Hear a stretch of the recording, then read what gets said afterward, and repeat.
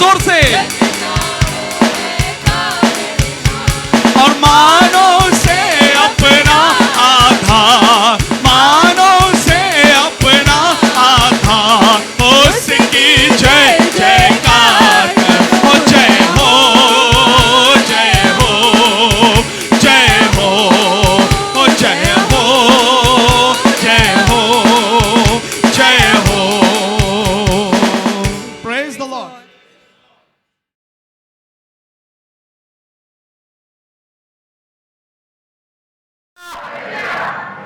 सच में प्रभु महान और स्तुति के योग्य है। और आज की सुबह उसने हम सबों को मौका दिया है कि हम खुदावंद की हुजूरी में आ सके और उसकी इबादत कर सके। यकीनन खुदावंद हमारे बीच में है, और जब वो हमारे बीच में होता है तो समझ लीजिए हमारी चांदी होती है। और चांदी कैसी? वो हमारे साथ बहुतायत की आशीष बांट लेना चाहता है, और आज भी वो हमें आशीष देने जा रहा है। थोड़ी देर के लिए खुदा के कलाम से हम देखें। और आज सुबह मैंने जो टॉपिक लिया है वो ही इज कंसर्न। वो आपके प्रति सहमत है, वो आपके प्रति सहमत है।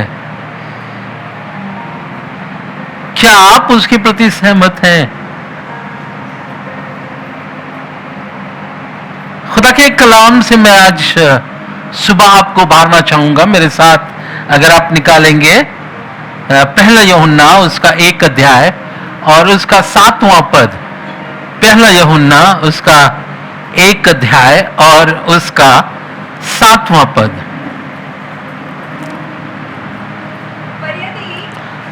खुदा के कलाम में ऐसा लिखा हुआ है, पर यदि जैसा वो ज्योति में है वैसे ही हम भी ज्योति में चले, तो एक दूसरे से सहभागिता रखते हैं और उसके पुत्र यीशु का लहू हमें सब पापों से शुद्ध करता है। हमारी सहमति या उसकी हमारे प्रति सहमति कब होती है? जैसे वो ज्योति में है वैसे ही हम भी ज्योति में चलें। Praise the Lord, hallelujah. आप मेरे साथ बोलते रहिएगा ताकि मुझे थोड़ा सा उत्साह होने पाए कि आप सुन रहे हैं। Hallelujah, hallelujah, praise the Lord. So यदि वो ज्योति में है वैसे ही हम भी ज्योति में चले। मेरे अजीजों, सही बात, हमारी सहमति ऐसे ही हो सकती है और हमारी सहभागिता ऐसे ही हो सकती है कि अगर वो ज्योति में है तो हम भी ज्योति में चलें। क्योंकि देखिए, अंधकार और ज्योति की कोई सहमति नहीं, कोई आपस में मिल नहीं सकता। या पाप और अपवित्रता में कोई मेल नहीं है, कोई मेल नहीं है। पर अगर आप चाहते हैं इसी तरह से एक पापी और प्रभु यीशु मसीह में कोई मेल नहीं हो सकता, या खुदा में कोई मेल नहीं हो सकता, उसके लिए उसको जाना पड़ेगा। कहां? ज्योति में जाना पड़ेगा। इसीलिए परमेश्वर का वचन कहता है कि हम ज्योति की संतान हैं, और अगर वो ज्योति में है तो वैसे ही हम भी ज्योति में चले। और लिखा है तो एक दूसरे के साथ हम सहभागिता रखते हैं। मुझे नहीं मालूम आपकी सहभागिता किससे और किन लोगों से है। मुझे ये नहीं मालूम कि दुनिया का कौन सा की वस्तु आपको अट्रैक्ट करके और आपकी सहभागी बने हुई है। पर मैं एक बात जानता हूं, खुदा चाहता है, खुदा की सहमति है कि वो आपके साथ सहभागिता रखने पाए। जब खुदा आपके साथ सहभागिता रखेगा तभी आप खुदा के करीब आ सकते हैं। पर यह सच है कि मनुष्य अपने आप से कुछ नहीं कर सकता। अगर आप चाहें सहभागिता रखना या सहमति रखना तो हम अपने आप से कुछ नहीं कर सकते। या आप अपनी खूबी अपनी लियाकत को निकाल कर इस बात के लिए कहें कि नहीं हम तो इस लायक हैं कि हम खुदा के साथ सहभागिता रखें, तो ऐसा कुछ भी नहीं। आपको यह मान लेना है कि हम कुछ भी नहीं है, हम इस लायक नहीं है कि हम खुदा के साथ सहभागिता रखें या उसकी सहमति हमारे प्रति होने पाए। पर जब आप इस बात के लिए मान लेते हैं तभी लिखा हुआ है और उसके पुत्र यीशु का लहू हमें सब पापों से शुद्ध करता है। जब तक आपके सारे पाप खुदावंद यीशु मसीह के खून के द्वारा शुद्ध ना किए जाएं, आप खुदा के साथ सहभागिता नहीं रख सकते। Praise the Lord, hallelujah, praise the Lord. So important thing यह है कि आपको खुदावंद यीशु मसीह में सहभागिता रखने के लिए खुदावंद के खून की आवश्यकता है ताकि वो आपके गुनाहों को दूर कर सके। खुदावंद की सहभागिता हमें गुनाह में, अगर हम खुदावंद के साथ सहभागिता नहीं रखते तो हम गुनाह में चले जाते हैं। जब हम परमेश्वर से दूर हो जाते हैं तो हमारी सारी ब्लेसिंग्स दूर हो जाती है। मैं इससे आपको बताना चाहता हूं कि एक उड़ाऊ पुत्र अपने बाप के साथ सहभागिता रखता था, उसके साथ रहता था, उसकी सहमति सब चीजें उसके साथ। और जब तक वो अपने बाप के साथ था तब तक उसकी वैल्यू थी, तब तक उसके पास आशीष थी, तब तक उसके पास सब कुछ था। क्योंकि बाप कह रहा है कि ये सब कुछ तो तेरा ही है, इसका मतलब सब कुछ है। पर जब वो बाप को छोड़कर अलग गया और उसकी सहभागिता अलग हो गई तब वो फटे हाल हो गया। उसके वस्त्र, उसके बाल, उसकी अंगूठी, उसकी जूती, सब कुछ भी तो नहीं रहा। वो दोस्त जिन पर वो तकिया करता था कि ये हमारे साथ देंगे, जो उसके साथ बराबर लगे रहते थे, उन्होंने भी उसको त्याग दिया, छोड़कर चले गए। कुछ नहीं रहा, फटे हाल हो गया। क्यों? क्योंकि सहभागिता चली गई थी, क्योंकि बाप से सहभागिता चली गई थी। और बाप तो तब सहभागी होता है जब आप ज्योति में हैं, तो उसके अनुसार हम ज्योति में चले भी, तभी तो हम उसके एक दूसरे के साथ सहभागिता रखेंगे। और अगर नहीं है तो खुदावंद यीशु मसीह के सिवा आपका कोई नहीं है जो खुदा बाप के करीब लेकर आकर आपको वो सहभागिता दे जो खुदा देना चाहता है।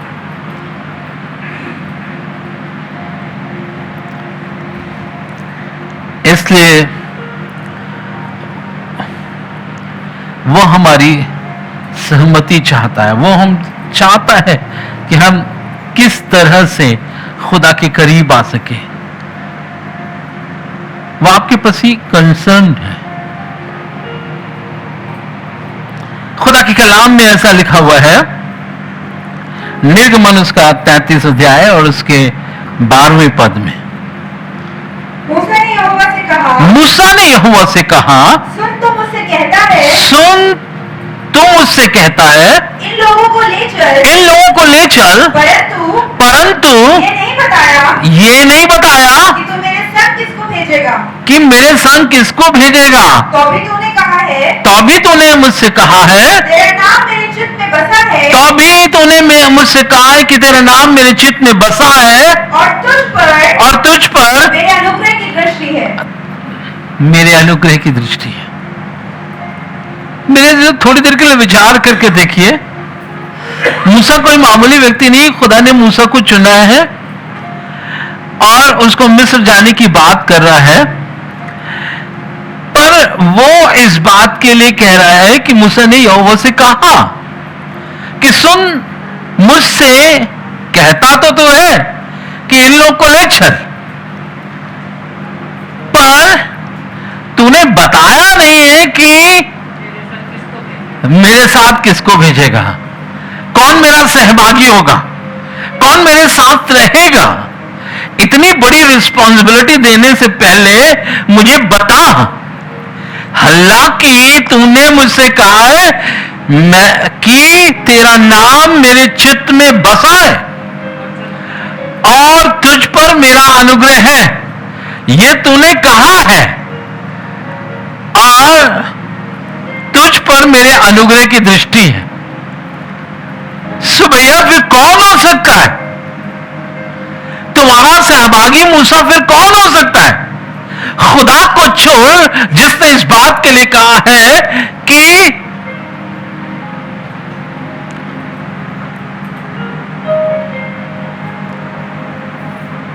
तेरा नाम मेरे चित्त में बसा है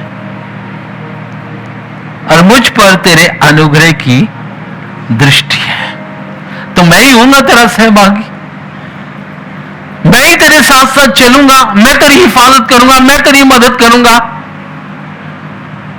ये बहुत जरूरी है खुदा की सहभागिता हम इंसानों के लिए।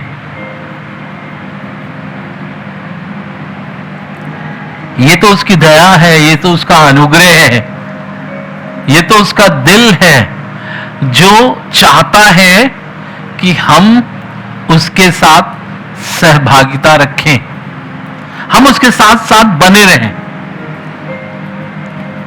खुदा के कलाम में एक ऐसी बात लिखी हुई, अगर मेरे साथ निकाले, यशाया उसका 43 अध्याय और उसका पहला पद। हे इज़राइल, तेरा रचनेहारा और हे याकूब, तेरा सृजनहार यहोवा यूं कहता है, मत डर, क्योंकि मैंने तुझे छुड़ा लिया है, मैंने तुझे नाम लेकर बुलाया है, तू मेरा ही है, तू मेरा है,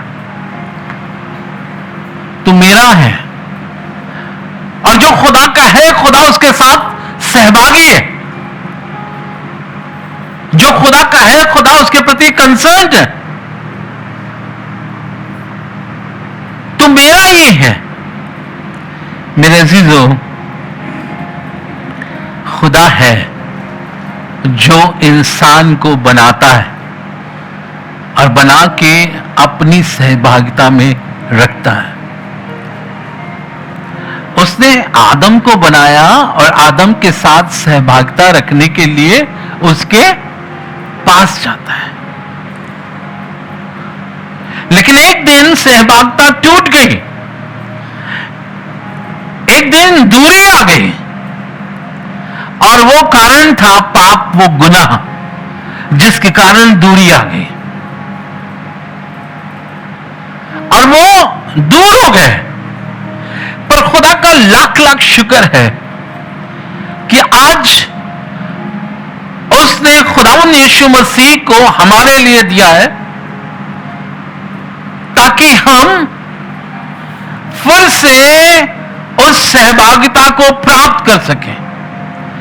आदम उस बागे अदन से निकाल दिया गया, आदम खुदा की सहभागिता से निकाल दिया गया।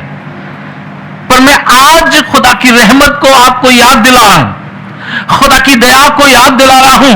आज उसका बेटा खुदावंद यीशु मसीह है, क्योंकि उसने देखा कि आदम ने लाख कोशिश करने के बाद भी खुदा की सहभागिता को नहीं प्राप्त कर पाया। लाख कोशिश करने के बाद भी आदम बागे आदम में नहीं रह पाया। सो उसको ये बात मालूम थी कि आदम जो है वो कमजोर प्राणी है, उसको जरूरत है किसी की सहभागिता की, उसको जरूरत है।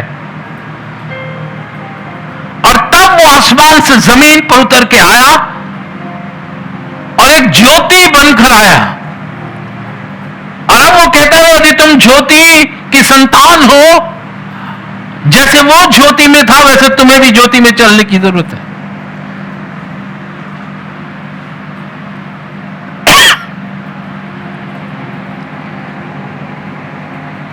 और जब हम ज्योति में चलते हैं तो एक दूसरे के साथ सहभागिता रखते हैं, और उसका खून जो है हमें हमारे सारे पापों से शुद्ध करता है।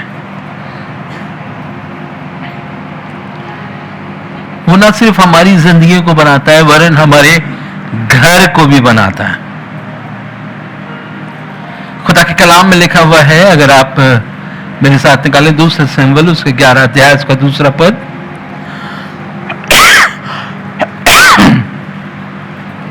11 अध्याय और उसका दूसरा पद।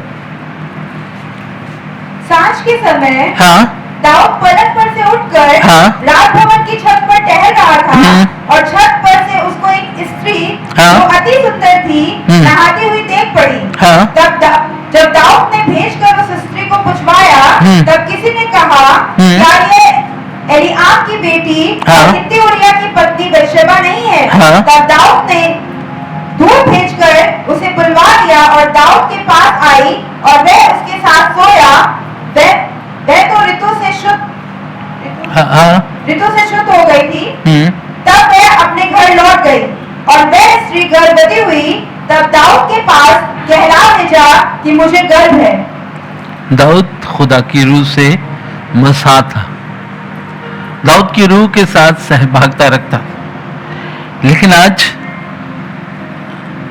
आज उसकी सहभागिता उसके सांस से जाती रही है। और जब ये सहभागिता चली गई, इसके बावजूद खुदा दाऊद से कहता है, मैं तेरे घर को बनाए रखूंगा, मैं तेरे घर को बनाए रखूंगा। क्यों? कैसे बन सकता है? घर तो बिगड़ गया, गुनाह बीच में आ गया, फैमिली डिस्टर्ब हो गई। नहीं, इसके बाद भी खुदा इस बात के लिए कह रहा है कि मैं तेरे घर को बनाए रखूंगा, मैं तेरे घर को बनाए रखूंगा। तो फिर कैसे हो सकता है? तो फिर कैसे हो सकता है? खुदा की सहभागिता में तुझे आने की जरूरत है। और तभी नातान जब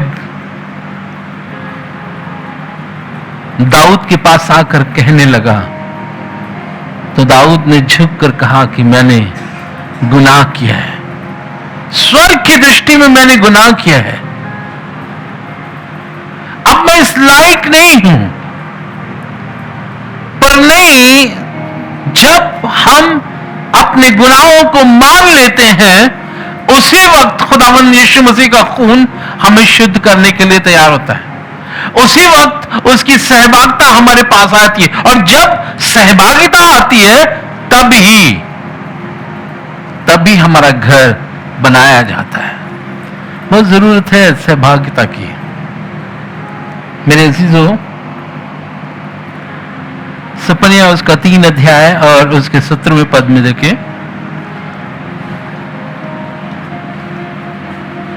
सपनिया उसका 3 अध्याय और उसके 17वें पद को।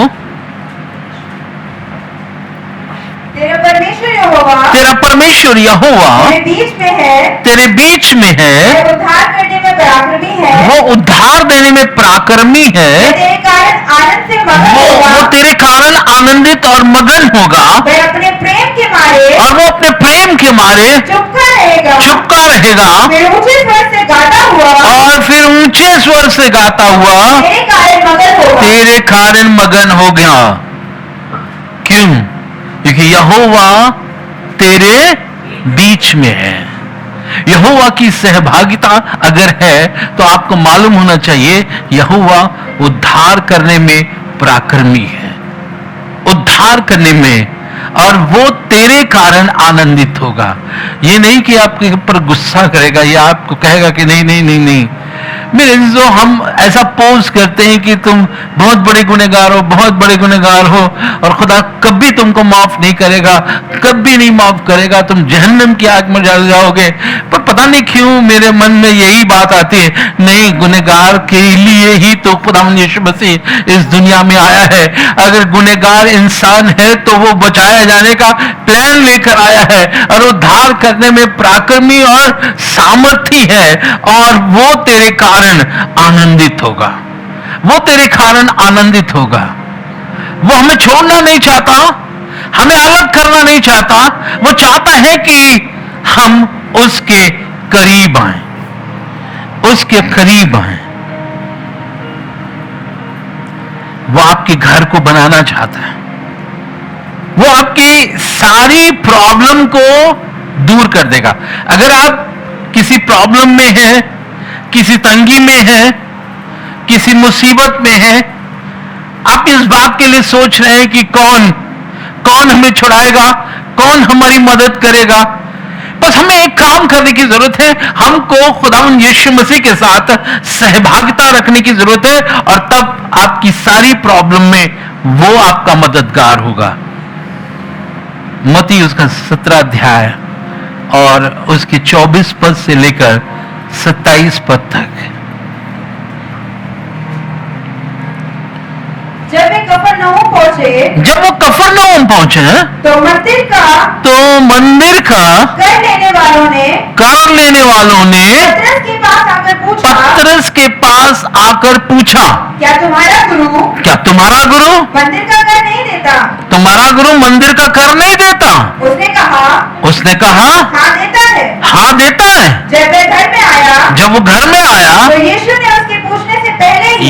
ने उसके पूछने से पहले ही उससे कहा हे शमौन, क्या तू सोचता है पृथ्वी के राजा महसूल या कर किससे लेते हैं? अपने पुत्रों से या परायों से? पतरस ने उससे कहा परायों से। यीशु ने उससे कहा तो पुत्र बच गए, लेकिन तुम फंस गए। तो भी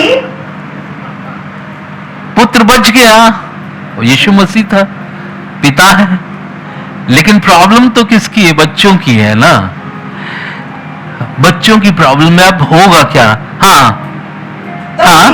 तो भी इसलिए कि हम उन्हें ठोकर ना खिलाएं, तो झील के किनारे जाकर बंसी डाल और जो मछली पहले निकले उसे ले। उसका मुंह खोलने पर तुझे एक सिक्का मिलेगा।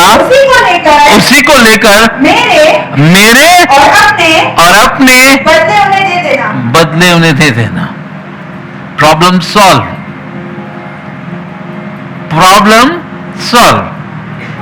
टैक्स नहीं दे रहे हो, क्यों नहीं दे रहे हो, कैसे नहीं दे रहे हो? पर पतरस खुदावंद यीशु मसीह की सहभागिता में गया। पतरस से कुछ लोगों ने पूछा जो टैक्स कलेक्टर थे, उन्होंने कहा सोचे कि अब गुरु को तो फंसा लिया जाएगा, किसी तरह से फंसाया जाएगा। उन्होंने कहा कि क्या तेरा गुरु टैक्स नहीं देता? इसने कहा हाँ देता है। कह तो दिया, लेकिन खुदावंद यीशु मसीह जानता है। उसने पहले कहा पतरस एक सवाल मैं तुझसे करता हूं। और तब पतरस ने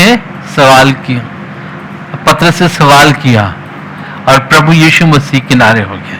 लेकिन नहीं, कोई मेरी वजह से ठेस ना खाए। पतरस, कोई तेरी वजह से ठेस ना खाए।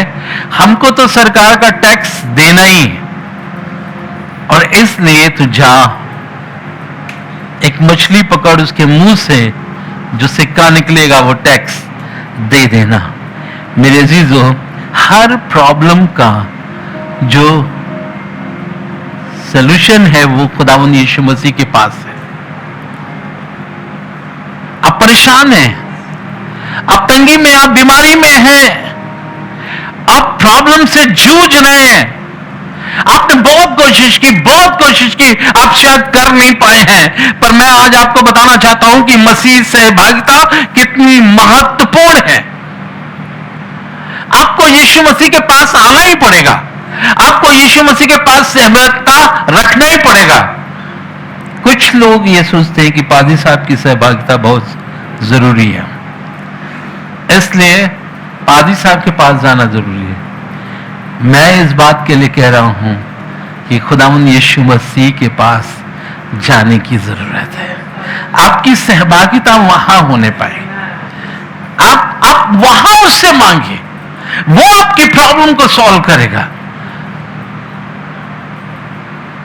और अगर सहभागिता नहीं हो पा रही तो इसका मतलब यह है कि आप ज्योति में अभी तक आप पहुंचे नहीं हैं। आपको ज्योति में पहुंचना पड़ेगा, आप उसकी संतान बनना पड़ेगा, आप उसके साथ सहभागिता आपको रखना पड़ेगा, तब जाकर आपकी प्रॉब्लम सॉल्व होगी। मैं इंसान हूं, सबसे पहले मैं बता देना चाहता हूं, वो खुदा है।